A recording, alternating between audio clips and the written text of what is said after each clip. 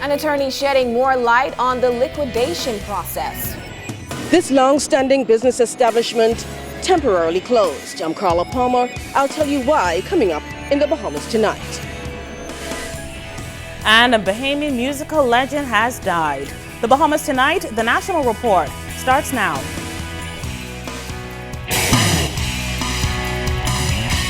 Now in HD.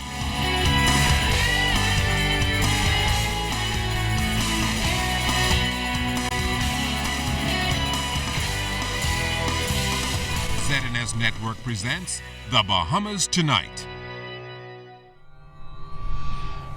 This portion of the news brought to you by BTC Every Day. The country's foreign minister speaking out on the Bahamas saga. Good evening, everyone. I'm Charisma Robinson. And good Thursday evening, Bahamas. I'm Altaviz Munnings. After that loss in the courts for Bahamas Wednesday, the Minister of Foreign Affairs and Immigration reiterated his support for government's stance on the multi-billion-dollar development with regards to the winding up proceedings. He was the guest speaker at West Nassau's Rotary meeting today. But following that event, Jim Swain tells us that he asked to share his views on the Bahamas bankruptcy saga. Minister of Foreign Affairs and Immigration Fred Mitchell said he supported the government 100% in its handling of Bahamas and that it's in the best interest of the Bahamian people to have the matter heard locally. Wednesday, government said it felt vindicated by Justice Ian Winder's ruling, rejecting Bahamas' application seeking recognition of its Chapter 11 bankruptcy proceedings in Delaware. Justice Winder's ruling means that the ruling handed down by a U.S. judge in Bahamas' bankruptcy application filing will have no effect in the Bahamas. Mitchell was asked to respond to whether he thinks government would be paid outstanding work permit fees by Bahamas. I would leave that to the lawyers, whatever the fees are. They're supposed to be paid, and they should be paid, and fair means have to be utilized to get the fees that are owed to the Bahamian public. These are valued dollars in this day and time. We're in a country that's stretched for resources, so every penny counts.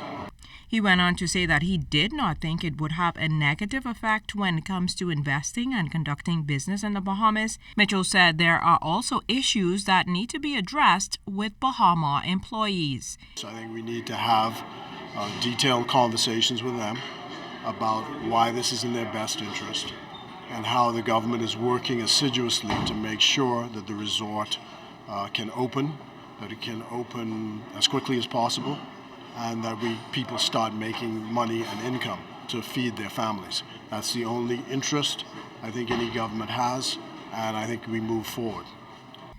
As to comments made by credit rating company Standard & Poor's or Moody's, Mitchell said those ratings would affect the ability to borrow on the international market. Thankfully, the Bahamas, the percentage of debt which we get from in an international currency is still quite small relative to the total debt. Hopefully we won't have to go to the markets again anytime soon. S&P will make their analysis.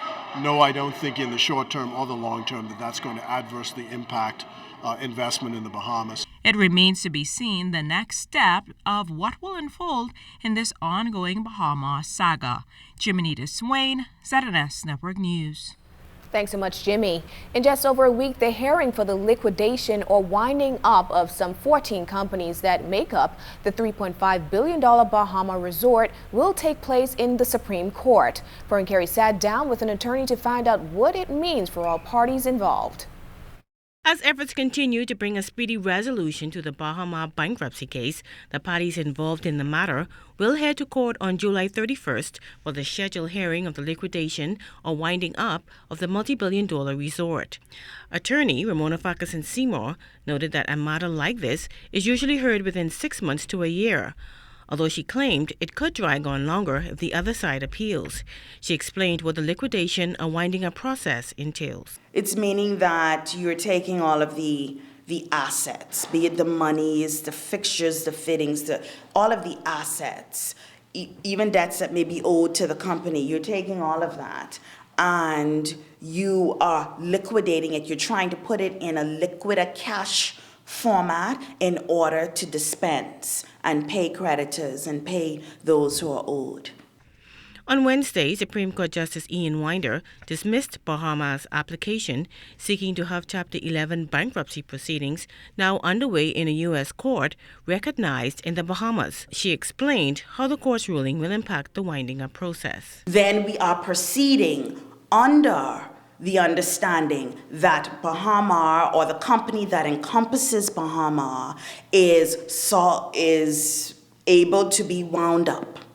There's nothing preventing them from being wound up. There's nothing preventing, once you're wound up, for their assets to be seized, for the assets to be liquidated, those that can be liquidated. Meanwhile, she noted that once the winding up petition is presented, provisional liquidators are appointed by the court in order to protect the company's assets. And once the winding up process is completed, she said the assets are sold and payments made to creditors, shareholders, and employees. The liquidator themselves tend to be first in line.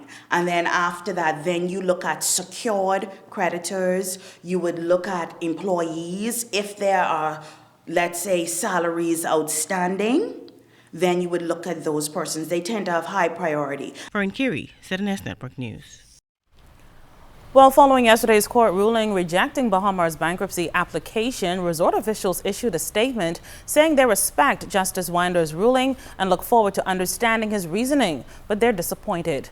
Bahama executives say they don't believe the ruling assures the necessary protection of the resort's assets, and they don't believe that it's best for the over 2,500 employees.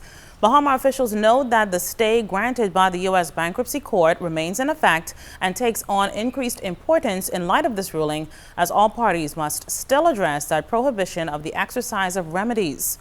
Resort officials also say they continue to do everything they can to ensure the survival of Bahama. This portion of the news is brought to you by the new Shell and Lettuce, designed for extra miles.